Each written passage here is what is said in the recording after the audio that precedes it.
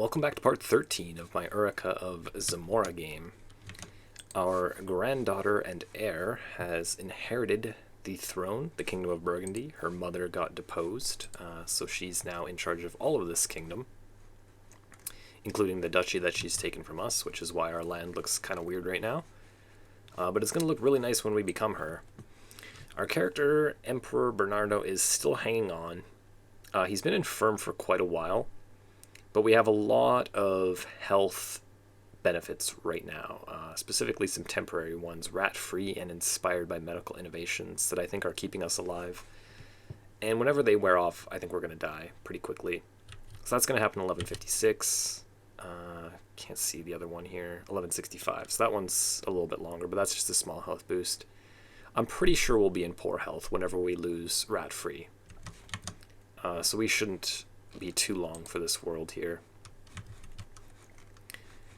And what we're trying to do is just conquer the rest of Iberia here, and we just have one little faction left in the south. The Abadid. And I think we're probably going to do this war against them. He is in a war. Raid for captives. Okay, I'm not sure what that is. Looks like he's participating on the defensive side.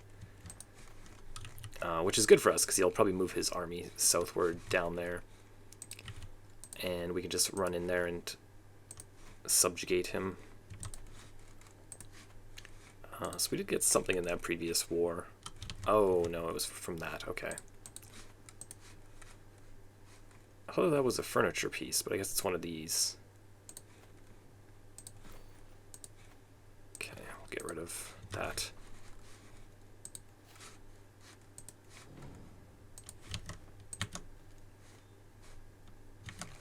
Okay, there we go.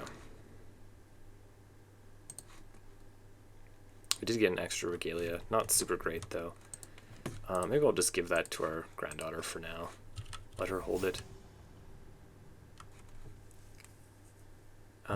This duel may lead to death.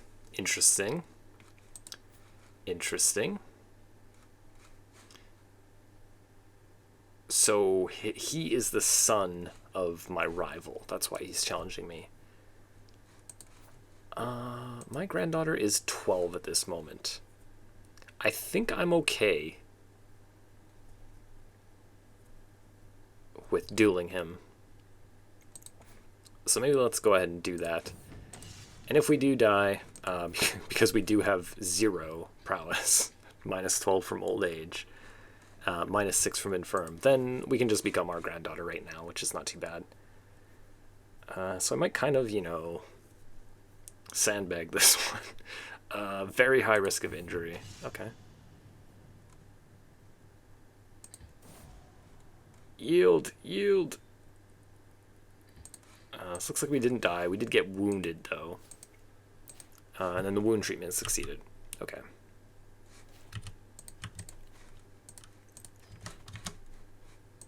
How dare he? Insolent son of a mare, challenging me to a duel.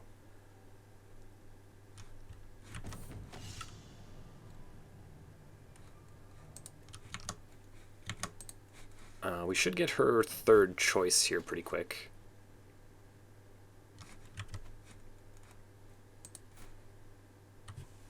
This is our other granddaughter. Forgiving? Yeah, let's make her forgiving. She's going to be our vassal. We'd rather them get along with each other. She actually got scarred. Nice to have a backup regardless, though, just in case something happens to our heir here.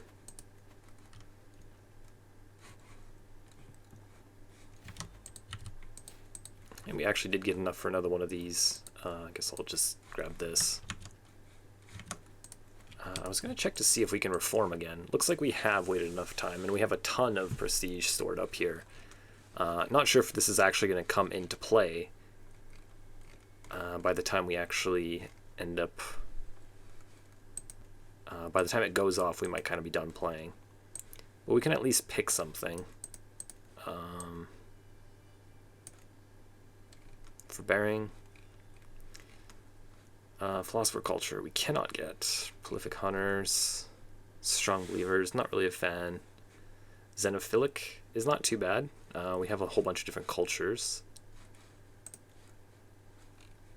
I think that what I'm going to do is just go legalistic, though, even though it's only a 4K one. I'm a pretty big fan of it. I like playing with Just, and it makes Just really good. And then also it gives you more vassal limit, which, when your empire gets bigger and bigger, matters more and more. Yeah, I don't think it really matters. How long is this going to take? 11 years. Okay. We might also need some of that prestige to declare this war, which I think I'm just going to go ahead and do now. Actually, well, let's wait until that rat free goes away and then see what our health looks like. 1156, so it's going to be this year. July. Yeah, let's see what our health looks like when that goes away before we just get into another war here. 14th of May. Hopefully she gets a nice third trait. I'm trying to understand. I didn't actually see this pop up, the stubborn trait. I wonder why that happened. So she passed away. I guess we can just take this guy now. 15. He's okay at it.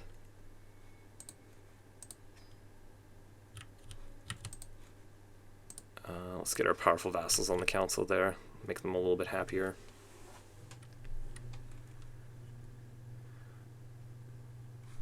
Okay. So we're into August. Yeah, we are in poor health now, so we could get a notification that we're going to die within a year anytime now. Whenever you're in poor health, that can definitely pop up. We are 70 as well. He's actually in 2 wars and his army's pretty much decimated, so I'm pretty sure that we can just come in here and get this very quickly, though, so I am going to do it on this character anyway. I'm just going to make a beeline for his land here. We'll call our allies in, both of our granddaughters, and we'll take the Holy Order too, and just kind of go for it here.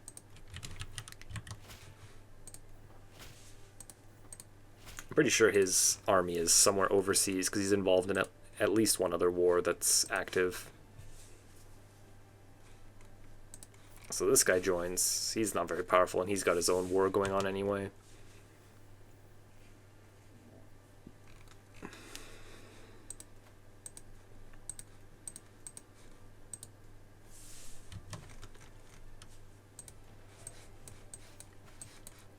We can just end it here. We're leading the troops in battle here.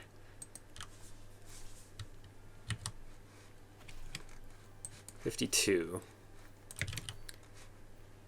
Okay. It shouldn't take too long. Our granddaughter's sieging down that land. Good work. I haven't even seen his army yet. I don't think we have much to worry about. It's a very interesting looking little kingdom. Pretty big by land mass, but I don't think very powerful.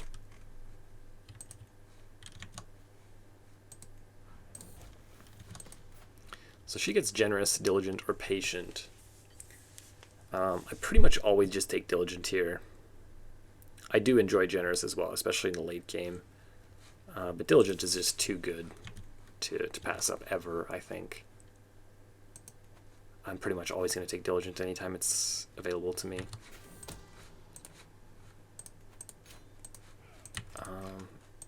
So with that, we have finished conquering Iberia. We're going to give him that, I guess. And then we'll just demand his conversion.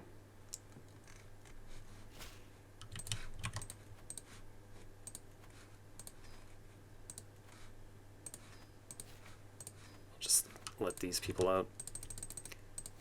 And then I'm going to convert his vassals for him as well. That way we're not having any religious revolts. Oh, this guy's Jewish, I guess. There we go.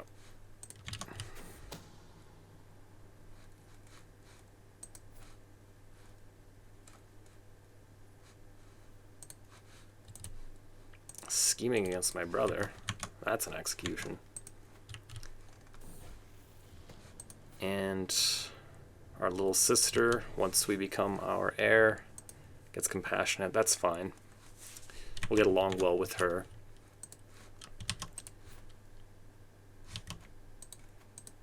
Yeah, we can't get stress blackmailing. I guess what we could do is go on a pilgrimage or something, and stress ourselves out that way by taking the like religious options. I really feel like we should just die kind of quickly here. This feels a little bit ridiculous to do, but let's just go for it. So like these options were kind of what I'm talking about here. You always get like religious type options on your pilgrimage. And when your character's cynical, those are going to stress you out.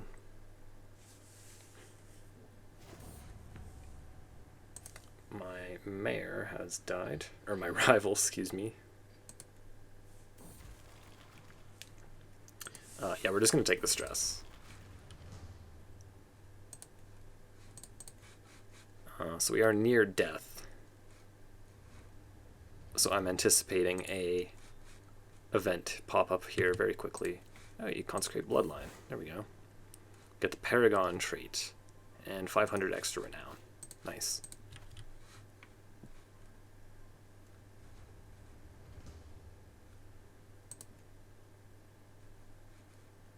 I still haven't got the death warning yet. It's kind of odd that this is here and we haven't got the death warning.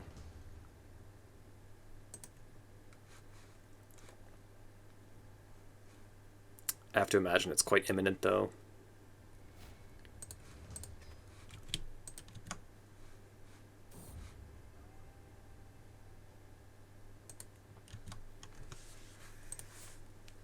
How's the health looking? Poor.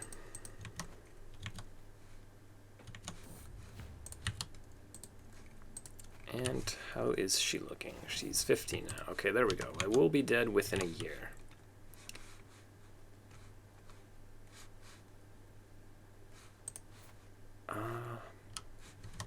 Yeah, I'm trying to decide what I'm actually going to do on this character. I've kind of been waiting to start playing her, and then she's going to be basically 16. She'll have just become an adult. And I'm kind of done with what I wanted to do. I guess we could kind of like start warring with France just for like, you know, something to do a little bit, I guess. We'll see though. I am kind of enjoying this game, so I might play it a little bit more after becoming my heir here. I don't think I'm going to start fighting with the HRE. I don't really feel like going and invading Africa. So yeah, I might just start fighting with France or something. We can like buy some claims against these duchies once we kind of consolidate our power here, and then just like go to war with France a little bit. Maybe get the rest of the Kingdom of Aquitaine just for something to do. But I am kind of enjoying this game, and since we've raised this granddaughter with the intention of playing her, it just seems kind of like... I don't just want to raise her and then become her and then not play her at least a little bit, so I think that's what I'm going to do here. Near death.